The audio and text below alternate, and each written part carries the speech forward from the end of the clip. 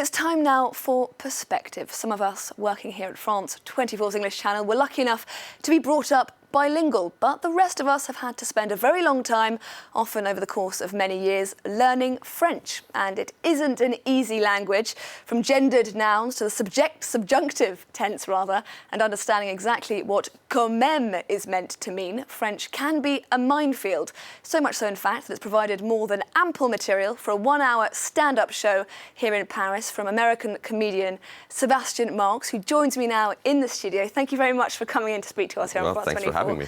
Now, your show is called The French Language, explained by an American, that's Yes. you. Learning a language can, of course, be extremely frustrating. How did you learn that it could be quite amusing too?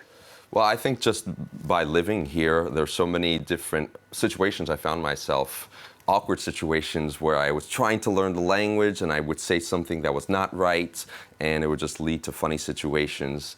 And just the struggle, the fact to feel kind of like a fish out of water constantly. Even today, I've been here 15 years and I'm still struggling with the language. It's amazing how complex it is. And so I think it just, anytime you're suffering, there's comedy in it. And is there one situation that really stands out in your mind when you got it really, really wrong? Well, I've said, est-ce que t'es chaude? Ooh. Rather than est-ce que t'as chaud?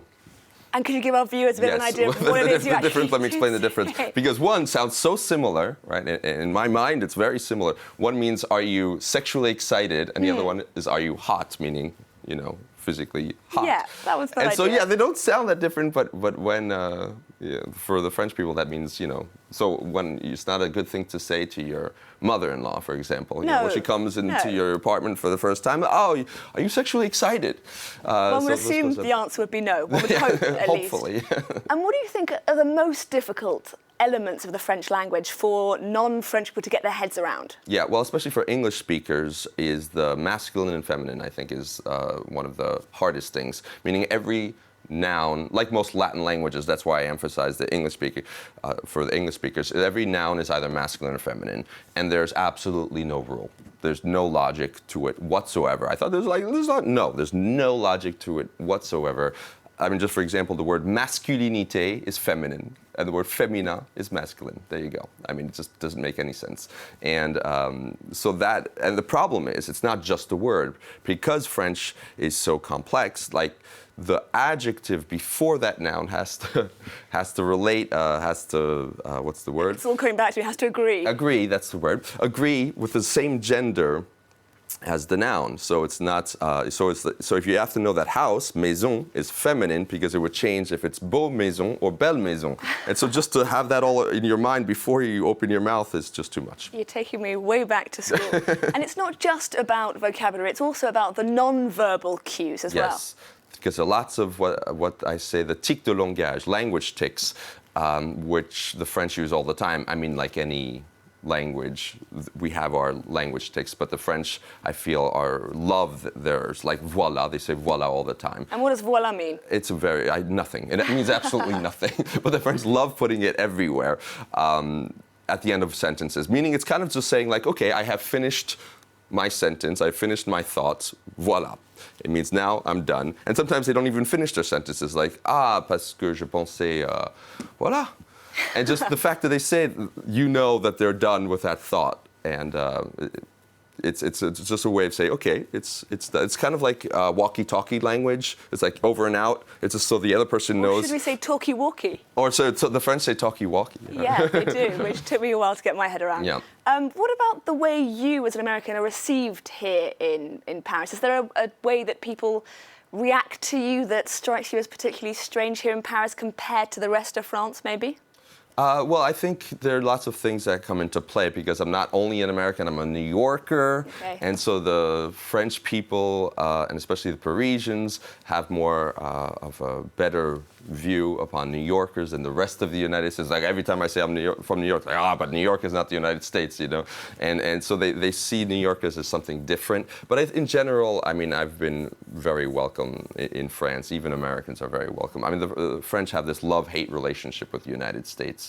and I feel that ever since I've been here. And you play on that a bit in your show as well. Yeah, I mean, a little bit. Well, I talk about, I don't spend too much on politics, but I do have a joke on Trump and the fact that we went from Barack Obama to Trump, and how our vision, how people conceive us, or perceive us all over the world has changed since Trump has come into office. And I'm assuming that's not necessarily in a positive way? Not in a positive way, Okay. no, especially here in France. And so just to see how that changes all of a sudden based on who's president. And now the French are starting to be a bit worried, because they're like, oh, if Marine Le Pen becomes president, the way we're going to be perceived all over the world is not going to be the same way. Now, you do actually have two shows here in France, one in English and also one in French. How does the content differ between those two shows? Well, the content is pretty different. I mean, the fact that one is in French, I can actually talk about different aspects of my life here in their language. And I feel like, as if when I'm performing in French, I'm visiting France, and when I'm performing in English, the audience is visiting my country. It's because it's, you know, I'm performing in my own mother tongue, so lots of the audience is French. I'm talking in the English show. So I feel like they're visiting me, and so I'm like, okay, I'm in control here. But when I'm performing in French, it's like, I'm visiting your place. I don't know what's going on. If I make a mistake, it's not my fault. Possibly a case of people laughing at you slightly more in that's happened several times version. where I make a mistake and everyone's laughing at me, and I don't even realize what the mistake was. Kind of like the est-ce que t'es chaude kind of. And do you find yourself making mistakes still in the French show? Yeah. Unintentionally? It happens. Okay. It's not that often anymore because it's pretty scripted, but I do talk to the audience, so there is a kind of aspect of improvisation in the French show as well as there is in the English show. And so sometimes spontaneously I can say things that are not necessarily correct. And there's quite a bit of audience participation as well in your English language show. Because so many people all over the world are coming to see the show, especially so many people are visiting Paris, and they come to see this English show because they don't necessarily speak French,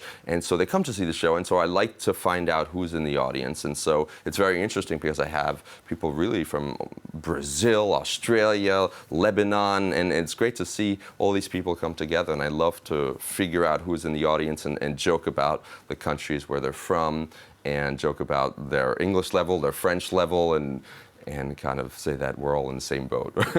And very quickly, what's the anecdote that really stands out in your mind? The thing that someone's got extraordinarily wrong learning French? It's my wife. She's. It's okay. I was going to talk about her speaking English because that's also. Okay, go on. You can do that one. Well, okay, because she was learning English, and the thing is, when the French try to speak English, they translate literally a word that they have in French, which, for example, this is râpé, which means to grate, like to grate cheese. And she was explaining a recipe to me, and she said, "Oh, the key to this recipe is that you have to rape the cheese." Ooh. Yeah, which is not the same thing. Yes, that's not the first time I've heard that one, actually. Sebastian Marx, stand-up comedian here in France. Thank you very much indeed Thank you for coming on to speak to us here on France 24. Thank you.